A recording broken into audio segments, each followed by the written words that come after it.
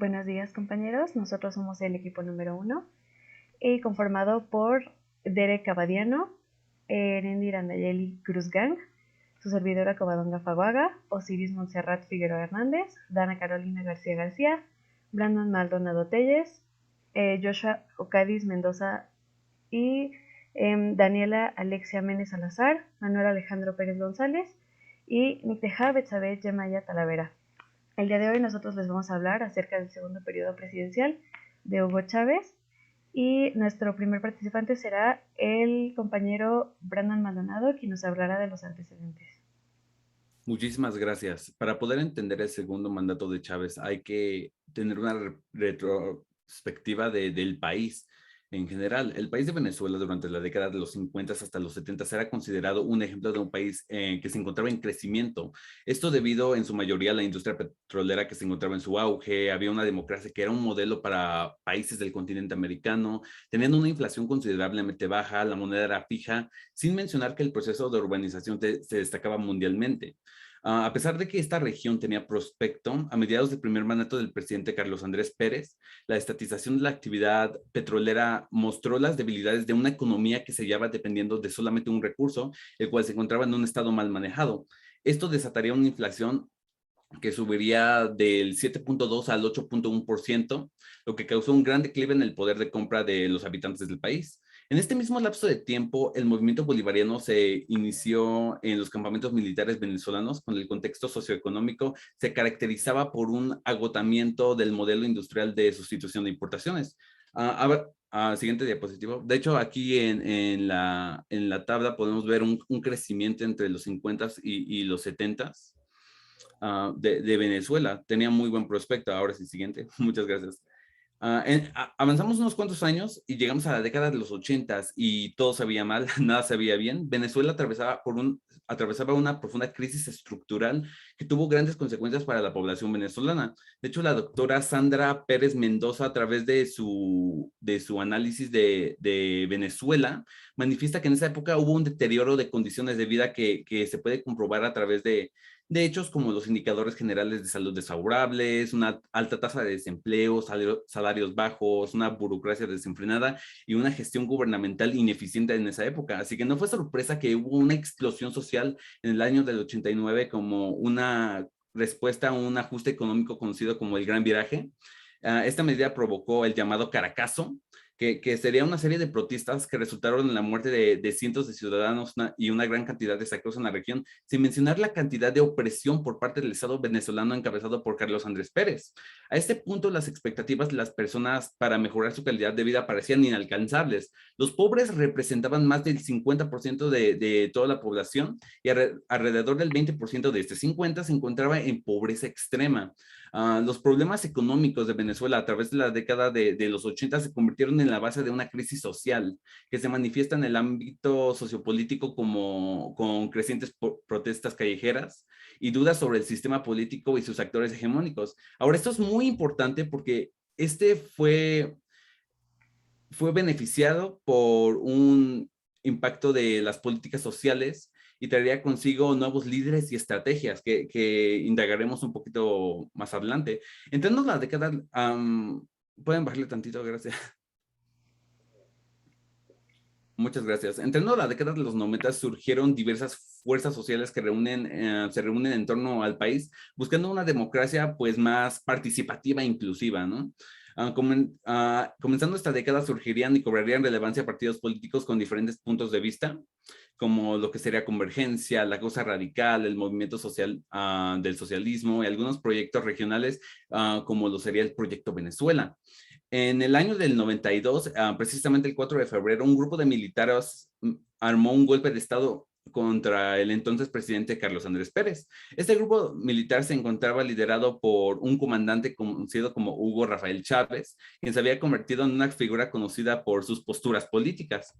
Ahora, todos los integrantes del golpe de Estado fueron encarcelados y puestos en libertad 2 años después, ya que pues, este asunto fue abandonado por la presidencia de Rafael Caldera, pero este personaje cobraría más relevancia años después, el personaje de Hugo Chávez. La gestión del presidente Carlos Andrés Pérez emitía una gran desaprobación en la población. De hecho, en marzo del 93, el presidente fue acusado de corrupción y destituido de su cargo de jefe de Estado. El historiador Ramón Velázquez tomaría su lugar. Pero mucha gente se preguntó, ¿por qué el señor Ramón Velázquez? Esta crisis de desaprobación del pueblo y desconfianza después de la salida del presidente Pérez requería que la clase política venezolana buscara una figura de consenso que trascendiera y gozara de una reputación de opinión pública. Años atrás, Ramón Velázquez era una figura respetada por el público en general, siendo el presidente de la Comisión para la Reforma del Estado. Entonces, el 5 de junio del 1993, a Ramón José Velázquez llegaría a ocupar el cargo de jefe de Estado de Venezuela y en ese momento llegaría a la presidencia pues con varias dificultades en el país. Pese a ello, en su corto periodo frente al gobierno venezolano no logró cambiar el rumbo de la economía, pues los cambios del paradigma de la libertad o de la crisis de Carlos Andrés Pérez sacudió al país entero y comenzaría este movimiento social. Y eso sería todo por mi parte. Muchas gracias, compañero Brandon. Ahora vamos a continuar con la compañera Daniela Méndez. Sí, ¿tú me escuchas? Perdón.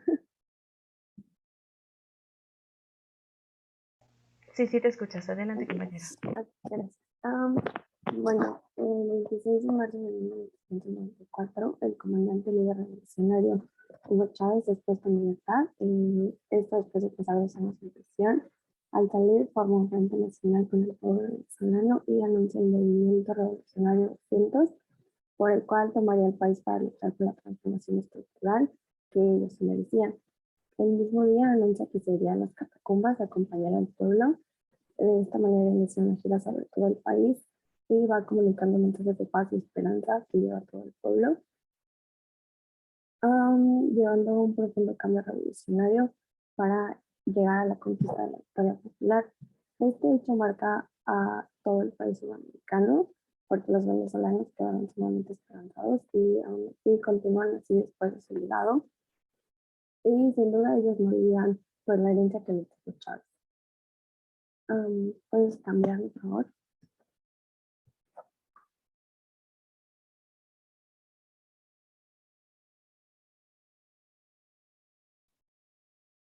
Gracias. Bueno, en 1998 se llevan a cabo las elecciones presidenciales y estas se caracterizan por el hecho de que uno de los 2 partidos principales, que eran la Acción Democrática y el COPEI, participaron en estas elecciones. Estos habían dominado la vida política venezolana desde la democratización y estaban en la categoría de principales candidatos, pero pues ese año pues ellos no formaron parte de esto. Bueno, estas elecciones llevan a la presidencia a Hugo Chávez, el líder del movimiento bolivariano civil militar. Era llamado el Pueblo Patriótico y de esta manera el movimiento sociopolítico que llevó aglutinando a los diferentes sectores de la sociedad venezolana demostró que era contrario al plan político neoliberal que alcanzó la categoría de gobierno. La tendencia populista en la política, en la tendencia política del presidente de la República estaba caracterizado por buscar la inclusión social, porque había muchos excluidos en ese momento, y esto se logra a través de la dicotomía del poder movilizador. Esta establece un sujeto político antagónico e irreconocible, que es el pueblo, los pobres y los impotentes, y las oligarquías, que son los grupos de poder. De esta manera se fortalecen los vínculos entre los líderes y el pueblo y se forma así una nueva base de exclusión. Ahora sí, siguiente, por favor.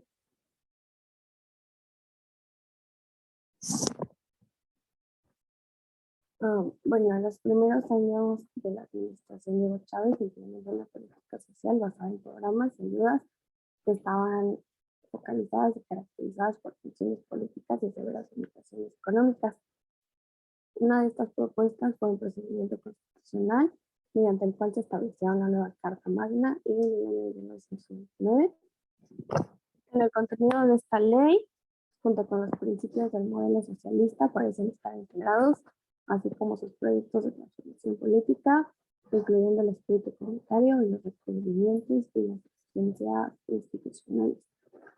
Bueno, después de eso, los venezolanos son convocados a un referéndum el 18 de abril de 1999 y en este referéndum ellos iban a decidir si aprobaban la propuesta o no, que era representada por el Poder Ejecutivo. Entonces esta propuesta siempre fue como que dada con la aprobación del público. También el 25 de diciembre de 1999 se aprueba el nuevo texto constitucional. Este le permitía al presidente actual poder ser reelegido. Y bueno, desde que Hugo Chávez asumió el cargo, trata de distanciarse del neoliberalismo que estaba imperando en Venezuela desde fines de la década de 1980 y levantó casi permanente la bandera de un proyecto alternativo que se autodenominaba Raíces Bolívares. Bueno, por último, en el país, los cambios políticos que han producto de la acción del gobierno producen un ambiente polarizado y altamente conflictivo. También, bueno, sumado a eso, el autoritarismo e individualismo que mostraba el presidente favorecía este ambiente. Estos hechos llevan a la gestación de una fuerte disidencia y la oposición solicita al presidente que renuncie a través de canales insurgentes. Bueno, esos canales fueron huelgas ciudadanas e incidentes violentos que se llevan a cabo a finales del 2000. Y eso es todo. Muchas gracias, compañera. Muy bien, vamos a continuar con las cuestiones socioculturales y va a comenzar nuestra compañera Nayeli Cruz. Nayeli, adelante, por favor. Gracias. Con respecto a las cuestiones socioculturales, empezaré hablando acerca del mestizaje. El mestizaje en Venezuela inició a partir de la llegada de los europeos a la región y tiene raíces principalmente en tres etnias. La etnia indígena, que era conformada por los pobladores actuales de Venezuela, los caucasoides, que mayormente estaban conformados por grupos originarios de Europa, entre ellos se encontraban los españoles, y la africana, proveniente de diversas tribus. Con la interacción biológica, tanto biológica como cultural, que se dio entre los españoles, africanos e indígenas, se formó un nuevo grupo que fue el pardo. De igual manera se fue dando un proceso en el que se formaron diferentes castas, en el que se encontraban los mestizos, los zambos, los mulatos, los cuarterones y los quinterones. Siguiente, por favor. Gracias. Bueno, este mestizaje ha hecho de los venezolanos un pueblo y cultura peculiar, con costumbres, un lenguaje, formas de vida, prácticas religiosas, entre otros elementos culturales que les han legado las diferentes culturas. El mestizaje se dio con diferentes características en cada una de las regiones de Venezuela y generó una gran diversidad que ha distinguido a la población. Como herencia de las tres culturas que dieron origen a la actual población, podemos encontrar por parte de la cultura indígena su artesanía, entre las que podemos encontrar cestas, tejidos y cerámicas, y también la gastronomía. Por otra parte, la cultura africana, encontramos que en las costas venezolanas es común hallar bailes que involucran elementos como los tambores, que fueron herencia de los pobladores africanos.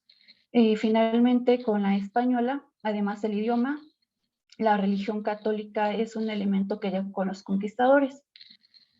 Y por último, se realizó un estudio en una proporción de la población venezolana en la que se encontró que el 58% de su genética es europea, mientras que el 28.5% es amerindia y en menor proporción el 12.6% es africana, y a nivel nacional los mulatos representan el 36.6%, los mestizos el 30%, los blancos el 25.3%, los negros el 4.8%, los indígenas el 2.2% y entre otras etnias el 1.4%.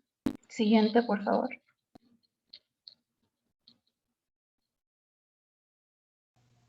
Muchas gracias, compañera. Ahora bien, nuestra compañera Dana García nos va a hablar un poquito más acerca de la población en cuanto a las cuestiones socioculturales. Adelante, por favor, compañera. Muchas gracias. Retomando las cuestiones socioculturales, voy a hablar acerca de la población. Siguiente, por favor. Bueno, actualmente se habla de una población en Venezuela de 28.435.943 habitantes y bueno, esta la coloca en la posición 50 de los países más habitados del mundo. El mayor índice de concentración urbana en Venezuela se encuentra en Caracas y bueno, en menor medida se va a encontrar en Valencia. Esto, según algunos historiadores, se debe a la distribución desigual que se dio en la época prehispánica. También la población indígena representa el 2.2% de la población total. Se contabilizó un total de 511.329 indígenas, esto según el último registro de censo de comunidades indígenas efectuados en el 2001. Y bueno, este sector indígena se va a caracterizar principalmente porque su ubicación geográfica se encuentra, bueno, pues más alejada del centro del país, en donde la falta de servicios básicos y comunicaciones es evidente, así como también la falta de condiciones higiénicas, escuelas, pavimentación, alumbrado público, etc. Siguiente, por favor. Bueno, con respecto a la migración, quiero decir que la migración no solo es dinámica por el movimiento geográfico de individuos, sino que esto va a englobar fuerzas sociales, económicas, culturales y políticas que, bueno, impulsan a tomar la decisión de emigrar. Se puede afirmar con certeza que la llegada de Hugo Chávez contribuyó al crecimiento del proceso migratorio de los venezolanos, ya que, bueno, pues en Venezuela empiezan a suceder cosas alarmantes. Las migraciones empiezan a aumentar drásticamente, las personas buscan salir a encontrar mejores oportunidades en el extranjero, una mejor condición de vida, salarios dignos, y esto va a dejar como resultado un país de personas mayores y niños en su mayoría, lo que, bueno, podría afectar y afectó el futuro del país. Y es que Venezuela es el país del mundo que más población ha perdido en los últimos años, incluso más que Siria. Bueno, se sabe que la migración venezolana fue y es una de las mayores movilizaciones humanas de la historia, pero principalmente durante este lapso de tiempo parecerían ser más las personas que abandonaban Venezuela y buscaban huir a otros países latinoamericanos en donde encontrar mejores condiciones de vida. Y bueno, muchos otros, como bien sabemos, deciden emprender esta larga caminata de miles de kilómetros para aspirar al sueño americano, ya que, bueno, si consiguen cruzar la frontera de México y Estados Unidos, el nivel de vida de sus familias cambiaría drásticamente. A pesar de la reducción significativa de la población en los años 2001 y 2007, que se debía principalmente a la migración, hay otros factores que también participaron, como la caída de la natalidad y el aumento a la migración. Y bueno, para finalizar, muchos venezolanos que se encontraban en el exterior temían por sus familiares y compañeros atrapados pues en esa Venezuela que parecía ser más controlada por Hugo Chávez, y desde sus nuevos hogares condenaban la situación, y bueno, muchos otros pedían asilo político al haber escapado y por temor a ser perseguidos. Gracias. Muchas gracias, compañera. Ahora bien, vamos a proceder con la cuestión económica y nos va a iniciar a platicar un poquito más acerca de esto, perdón, nuestra compañera Betsabé Talavera. Adelante, por favor, Betsabé. Bueno, Hugo Chávez es uno de los mayores representantes del populismo latinoamericano y aunque su primer periodo de 1999 a 2001 se caracterizó por una política económica menos populista y radical, su segundo periodo presidencial tuvo la característica de ser la transición entre un gobierno hasta cierto punto de carácter neoliberal a un país con medidas económicas radicales y que destinaría gran parte del Producto Interno Bruto a proyectos sociales. Siguiente, por favor. La actual crisis venezolana es una consecuencia de la combinación de varias malas decisiones que se vienen tomando décadas atrás. Sin embargo, diversos autores vieron durante el sexenio chavista de 2001 a 2007 el inicio del golpe final que terminaría por derrumbar la economía venezolana. Siguiente, por favor.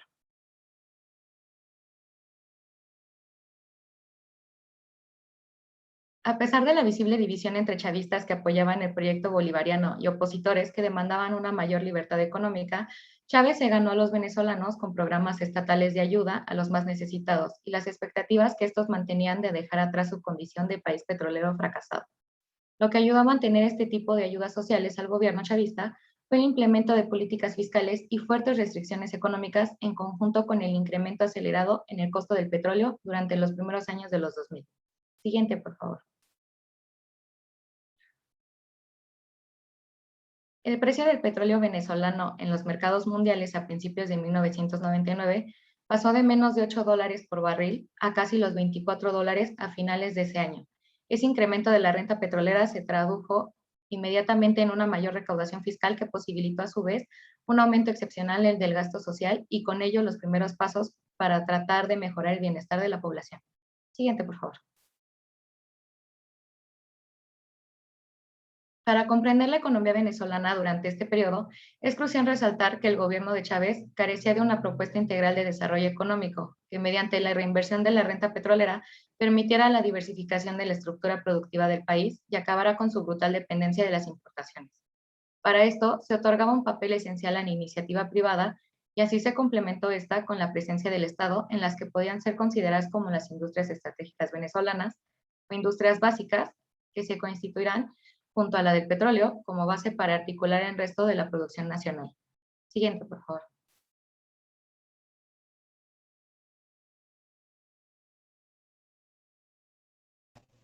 Muy bien, ahora nuestro compañero Alejandro Pérez va a continuar con esta participación. Por favor, adelante, compañero. Disculpa, Coba, pero todavía sigo yo, perdón. Bueno, en general estas 49 leyes estaban orientadas a apoyar sectores nacionales que habían quedado desatendidos durante mucho tiempo o facilitar financiación y estimular sectores productivos que se consideran estratégicos de cara al desarrollo del país. Siguiente, por favor.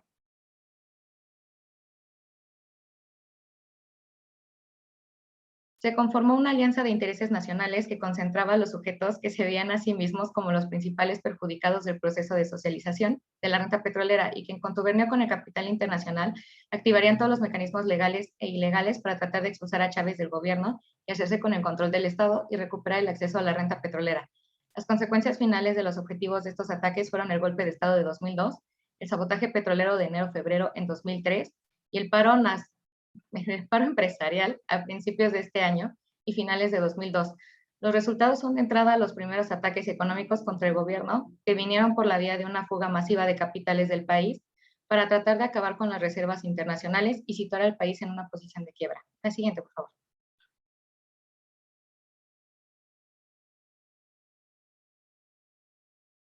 Independientemente de las problemáticas que azotaban a Venezuela en su momento, no se puede dejar a un lado uno de los mayores logros del proceso bolivariano y la fuente de gran parte de su legitimidad popular, implantación de las denominadas misiones sociales. Esta creativa forma de implementar políticas sociales dirigidas a cubrir las necesidades básicas de la población, como lo es la educación, la salud, el acceso a la canasta básica de alimentos, la formación profesional, entre otros, se activó para evadir las obstrucciones que la burocracia heredó del sistema anterior. Muchas gracias, eso es todo por mi parte. Muy bien, continuamos con nuestro compañero Alejandro Pérez. Alejandro, adelante, por favor. Ok, gracias, buenos días. Nosotros vamos a comenzar a abordar la economía desde qué pasó después del golpe de Estado en Venezuela. Los efectos de este evento, por obvias razones, provocaron consecuencias muy negativas en la economía venezolana, donde lo peor se vivió aproximadamente entre el año 2002 y gran parte del año 2003. Va a ser hasta finales de donde se va a empezar a recuperar un poco y no va a dejar de parar la recuperación hasta el año 2007. En primer lugar, y como los más afectados, tenemos primeramente y directamente a los empresarios de instituciones que entraron en paro, que tras su evidente negativa a aceptar el gobierno chavista, sus empresas fueron expropiadas por la indicación de que el Estado debía tener un porcentaje de participación en las industrias claves para mejorar la economía del país. Uno de los problemas centrales fue que el Estado ni siquiera sabía manejar estas empresas. A pesar de esto, la verdadera razón fue que se necesitaban ingresos y el precio del petróleo justamente en estos años cayó en los mercados internacionales. Y al ser este el principal ingreso del país, muchos sectores se vieron afectados. Entre estos sectores afectados se encuentra la aceptación que el pueblo venezolano tenía hacia su presidente Y es aquí donde entra la importancia de los programas sociales que servían no solo para brindar una mejor calidad de vida a los ciudadanos más vulnerables, sino para igual ganarse el apoyo de estos. Pero si depender estos apoyos en gran medida de la industria petrolera y esta al ser muy volátil a nivel mundial, se vieron en riesgo y tuvieron que verse disminuidos durante estos años. Esto más la combinación del desempleo, la inflación provocada por la maravillosa idea de imprimir más dinero desde estos años y el crecimiento de la pobreza, la popularidad de Chávez se vino en picada. La que sigue, por favor.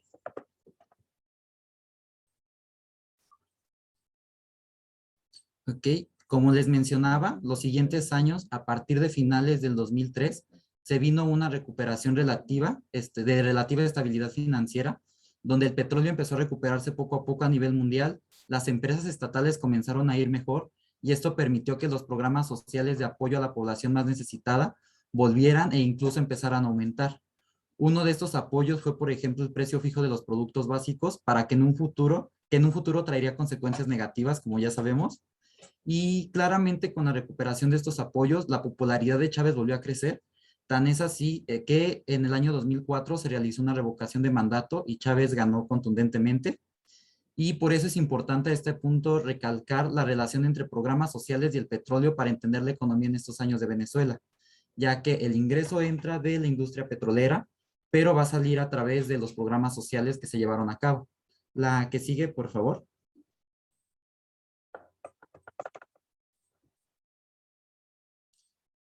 En la economía venezolana, el peor error que se ha llevado a cabo desde años atrás y que el mandato de Hugo Chávez no fue de excepción, fue que seguía arrastrando y no se podía corregir la gran dependencia que se tiene del petróleo. A pesar de que tiene el potencial para desarrollar industrias como la agrícola, la ganadera, la turística y la pesca, seguía recibiendo mayor ingreso del petróleo. Se trataron de llevar a cabo programas para diversificar los sectores de producción, sin embargo se quedaron únicamente en intentos y pues sabemos que el petróleo tiene ciclos buenos, ciclos malos, y así como esto pasa, pues entonces también un país dependiente del petróleo va a tener exactamente los mismos ciclos. Por eso la economía es y seguía en ese momento, era muy inestable. Sería todo. Muchas gracias. Muchas gracias, compañero. Muy bien, ahora para iniciar con el sistema político, les voy a hablar yo, su servidora Covadonga Faguaga, un poquito acerca de esto. Como bien se mencionó anteriormente, en la Constitución de Venezuela se proclama al Estado como federal democrático y social y de derecho de justicia. Ahora bien, vamos a hablar un poquito acerca de las figuras más importantes del país, que son el vicepresidente, el presidente, los ministros, el Consejo de Estado, el Consejo Federal de Gobierno, el Tribunal Supremo de Justicia y la Asamblea Nacional Unicameral. Como bien sabemos, el presidente es básicamente la representación total del Estado y debe ser electo mediante voto popular directo y secreto para un mandato de 6 años y bueno, este cuenta con derecho a reelección. El presidente, que actualmente es Nicolás Maduro, cuenta también con la facultad de elegir al vicepresidente y a los ministros. Ahora bien, el vicepresidente actualmente es mujer, se llama Delcy Rodríguez, y ella es considerada como el órgano que preside al Consejo del Estado y al Consejo Federal de Gobierno. Los ministros son considerados como los órganos directos del presidente y junto con él y el vicepresidente conforman al Consejo de los Ministros. Ahora bien, para hablarles un poquito acerca del Consejo del Estado, lo que les podemos mencionar es que es considerado básicamente como el órgano superior de consulta gracias a la Asamblea Nacional. El Consejo Federal de Gobierno es el encargado de la coordinación y la planificación de las políticas y transferencias que son complementarias para el Poder Nacional. Y bueno, el Tribunal Supremo de Justicia se integra por 32 magistrados que están organizados en divisiones constitucionales y político-administrativas, electorales, apelaciones civiles, apelaciones penales y sociales. Y bueno, tenemos que tras las encomiendas que Chávez introdujo en 2001 a la Constitución que se estableció en 1999, se estableció la Asamblea Nacional Unicameral y esta está integrada por diputados elegidos por cada entidad federal. Y bueno, esta cuenta con representación secreta y proporcional. Chávez también eliminó el Senado de la República e introdujo materias de ley haciendo así que de 3 poderes pasaran a ser 5, que son los que tenemos en pantalla: el legislativo, el ejecutivo, el judicial, el ciudadano, perdón, y el electoral. El legislativo, como todos sabemos, básicamente tiene el poder de legislar, estudiar y analizar las leyes, y se encarga de asegurar la seguridad social, fomentar el desarrollo de la economía y que sea este desarrollo equitativo para todos, hablando de hombres y mujeres. El poder ejecutivo, como sabemos, es ejercido por el presidente de la República y por el vicepresidente, la Procuraduría General de Justicia de la República, el Consejo del Estado y el Consejo Federal también. Ahora bien, el Poder Judicial es ejercido por el Tribunal Supremo de Justicia y otros tribunales un poquito más chiquitos, que son los tribunales de primera instancia, los tribunales de municipio especiales y de corte marcial. El Poder Ciudadano está a cargo del Consejo Moral Republicano, integrado por el Defensor del Pueblo, el Fiscal General y el Contralor General. Y el Poder Electoral es ejercido por el Consejo Nacional Electoral y tiene como organismos subordinados a la Junta Nacional, la Comisión del Registro Civil y Electoral y la Comisión de Participación Política y Financiamiento. Bueno, a continuación les mencionaremos básicamente las legislaciones y movimientos más críticos durante el segundo sexenio de Hugo Chávez, que fueron la promulgación de la Ley Habitante en noviembre de 2001, el intento de golpe de Estado en abril de 2002, la huelga petrolera en diciembre de 2002 y el referéndum revocatorio en agosto de 2004. Por mi parte, esto es todo. Ahora continuamos con mi compañera Osiris Figueroa. Adelante, Osiris, por favor.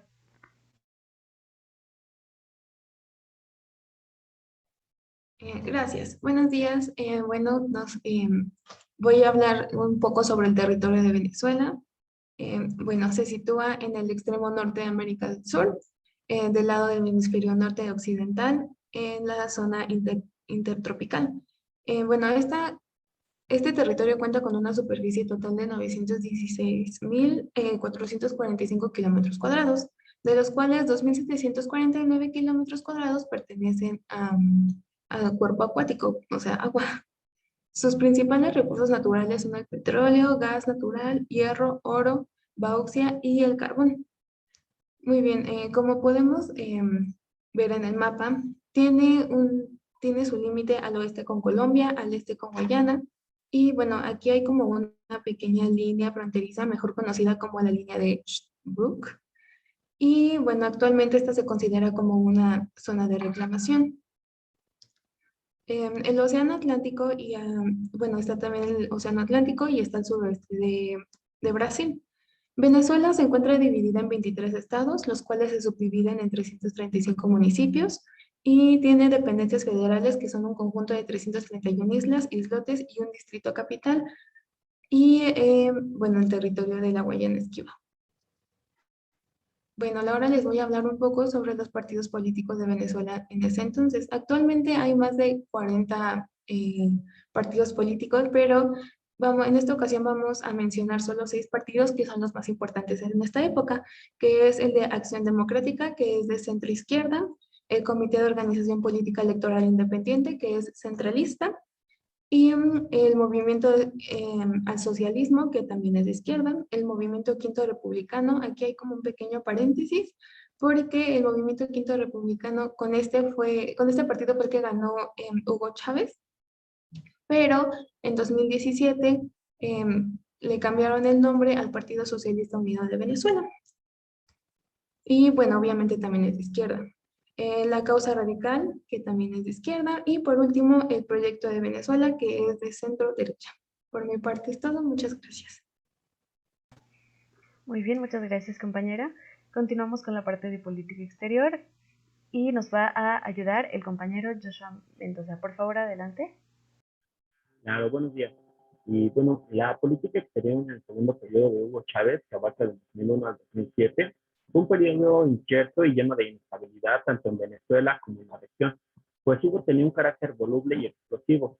Chávez, a través de sus declaraciones, había desarrollado un estilo diplomático que de confrontación con gobiernos e instituciones, que para él pues eran opuestos en su política. También apelaba mucho a la figura de Simón Bolívar, proponiendo una unificación latinoamericana que se basó más que en dimensiones económicas, productivas y comerciales, en una perspectiva ideológica, militar y política. La política exterior de Chávez se divide en 9 y se extendió hasta mediados del 2004.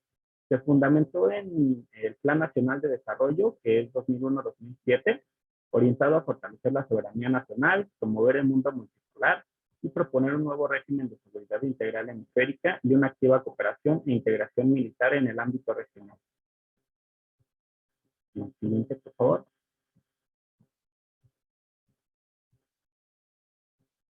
Otra vez, el siguiente.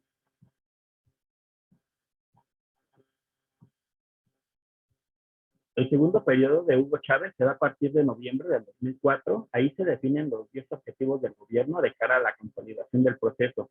Se trataba de una guía para el gobierno y del manejo de las relaciones internacionales. Se llevó una ruptura con los principios que hasta el momento habían dominado la política exterior de Venezuela. La próxima. Durante este tiempo, la mejor relación que tuvo Hugo Chávez fue sin duda con el gobierno de Cuba, a partir del 2001. Con este, Venezuela se había convertido en el principal socio comercial y defensor en los foros multilaterales, y la peor relación, pues bueno, fue con Estados Unidos, culpándole en numerosas ocasiones de realizar actos contra países. Un ejemplo claro fue en el caso de Haití, a quien se negó a reconocer el gobierno interino instituido tras el derrocamiento de su expresidente Aristide en 2004. Siguiente. Durante el periodo de Hugo Chávez, solamente hubo 2 momentos que pusieron en peligro la continuidad en el poder del presidente. El intento de golpe de Estado en 2002, como ya lo habían mencionado mis compañeros, y el referéndum revocatorio del 2004. La próxima. Debido a la difícil situación en la que se encontraba su gobierno, fue necesario que fuera en búsqueda de la legitimación en el entorno internacional. El cual se encontraba al pendiente de la división que había en la sociedad venezolana y la violencia política que existía en el país. Esta inestabilidad generaba preocupación, sumándose a ello la huelga de la industria petrolera o el paro petrolero, que generó la percepción de que en Venezuela ya no era un proveedor de petróleo confiable. Después de la pérdida de confianza en su mandato, la popularidad de Hugo Chávez tocó su punto más bajo. Él, al darse cuenta de ello, pues bueno, hizo uso de la asistencia social con un plan de apoyo al que nombró misiones. Chávez dijo, yo recuerdo que aquella noche para mí fue una bomba. Entonces, cuando empezamos a trabajar con las misiones, diseñamos aquí la primera y empecé a pedirle apoyo a Fidel. Le dije, mira, tengo esta idea, atacar por debajo con toda la fuerza. Y me dijo, si algo sé yo de eso, cuenta con todo mi apoyo. Y empezaron a llegar médicos por centenares, un puente aéreo, aviones van, aviones vienen, y a buscar recursos. Y empezamos a inventar las misiones. La próxima. Bien, finalmente el problema pues, fue resuelto con la consulta popular, que a pesar de que fue algo turbia en su resultado, pues fue avalada por la Organización de Estados Americanos, el Centro Carter y la comunidad internacional. Muchas gracias, compañero. Ahora bien, vamos a continuar con la participación de Derek Abadiano. Adelante, Derek. Muchas gracias. A partir del 2004, como ya les dio la introducción mi compañero, se retoman las iniciativas internacionales, concluyendo el primer periodo de la transición inicial. La consolidad del proyecto revolucionario crea de las alianzas geopolíticas una estrategia para los otros países. ¿A qué se refiere? Sino que va a haber 2 tipos de ejes, más aparte el bolivariano en contra de Estados Unidos y uno obviamente con la influencia principal de Estados Unidos. El objetivo de Bolivia es ser uno de los ejes centrales en la política exterior. La siguiente, por favor. Con esos cambios en los ejes contrapuestos en América Latina, uno de los ejes se formó por Caracas, Brasilia y Buenos Aires, y el otro eje fue constituido por Bogotá, Quito, Lima y Santiago de Chile. La diplomacia bolivariana diseñó y puso en marcha la estrategia internacional de alto perfil estratégico. Esta estrategia fue realmente en el ámbito petrolero. Como habían platicado en la política interna, como se había platicado en la economía, realmente Bolivia depende mucho del país, entonces toda la política estratégica a nivel exterior sigue teniendo el mismo auge, y bueno, el mismo ámbito. Siguiente, por favor.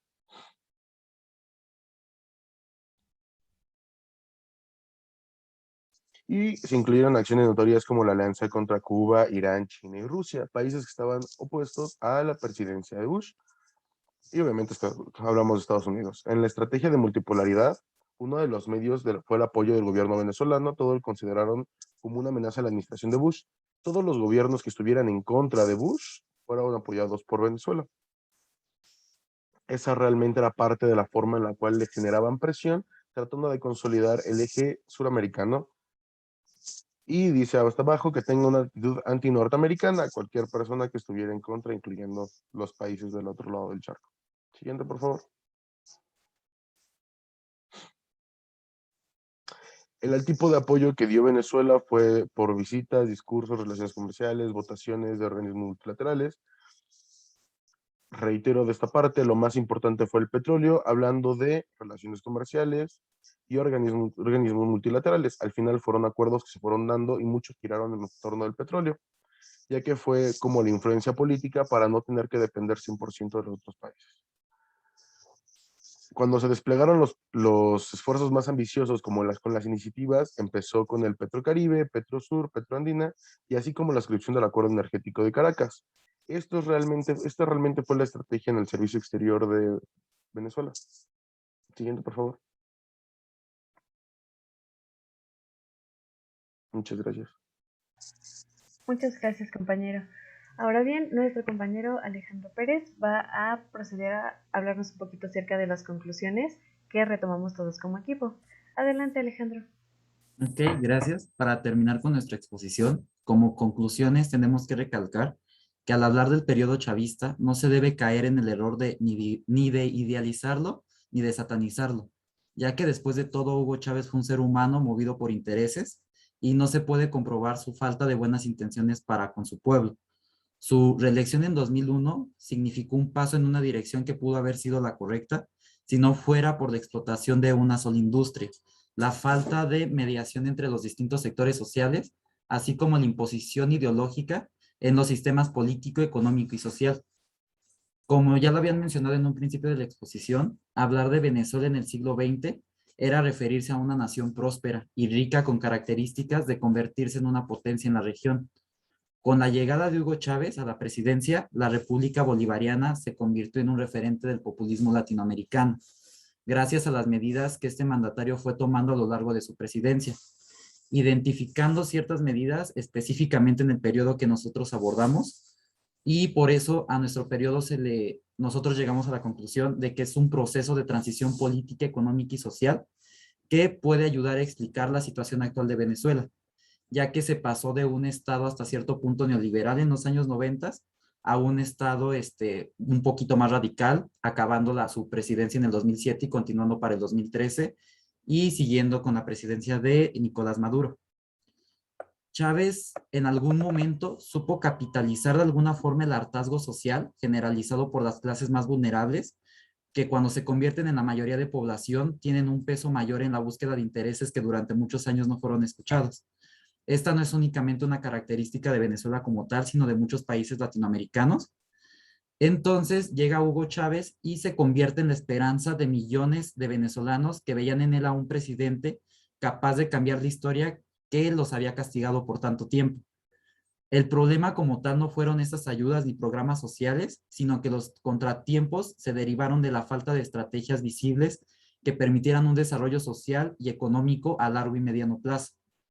El periodo presidencial 2001 a 2007 fue importante porque entenderlo nos permite analizar el cambio de un país neoliberal a una nación con aspiraciones socialdemócratas que cayó en el error de la radicalidad política y que llevó a Venezuela a una crisis años después como lo conocemos nosotros actualmente, donde el oportunismo de ciertos personajes bien posicionados por el Partido Socialista Unido de Venezuela, que fue el partido creado por Hugo Chávez, tal como es el caso del presidente actual Nicolás Maduro, llevó a la decadencia nacional, ya que Chávez había dejado el camino marcado para que las clases populares y la clase media que había llegado a esa posición gracias a Hugo Chávez o gracias a mantenerse leales al partido, siguieran depositando su confianza en quienes supuestamente continuarían el cambio social y defenderían la ideología chavista. Sin embargo, pues ya todos conocemos el resultado, no fue así.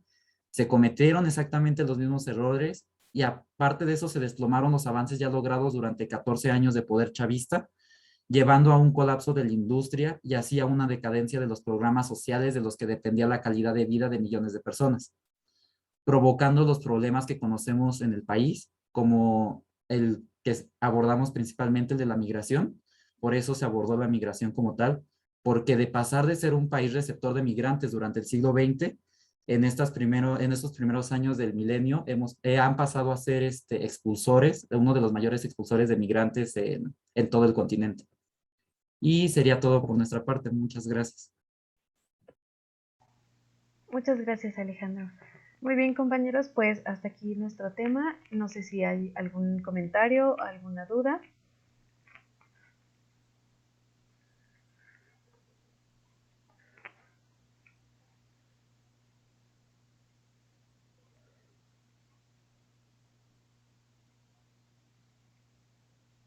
¿No, nadie?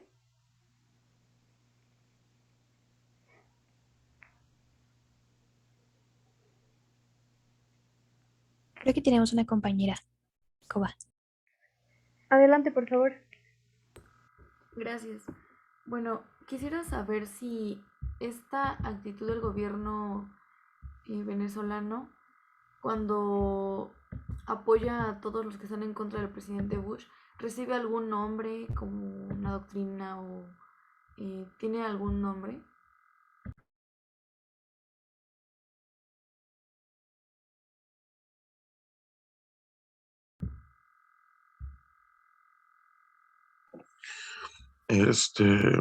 Perdón, ya iba de camino a otro lado.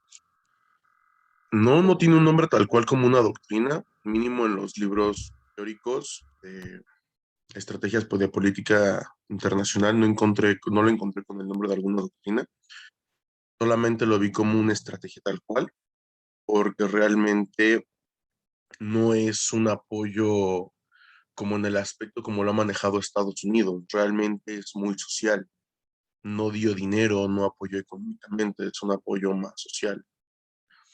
Sí, con sus respectivos acuerdos comerciales, pero realmente no lo encontré como doctrina.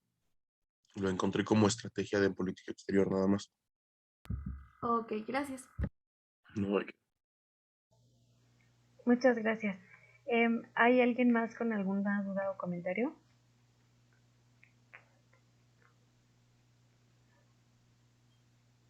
Perdón, yo quisiera complementar un poco lo que acaba de mencionar mi compañero, que si bien es cierto, no es una doctrina. Yo sí encontré la parte de que tenía un nombre parecido a algo como el enemigo de mi enemigo es mi amigo. Entonces, esa sería como parte de su política en ese aspecto.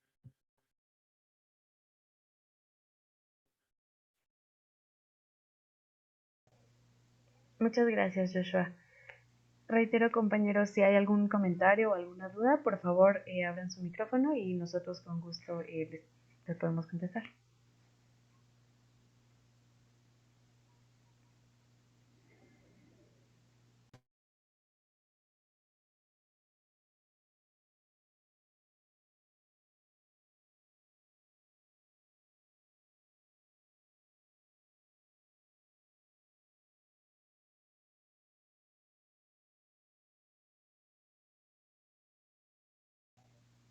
Bueno, creo que ya no hay ninguna duda ni comentario, así que por nuestra parte sería todo. Muchas gracias a todos por su atención. Esperamos que pasen una bonita mañana.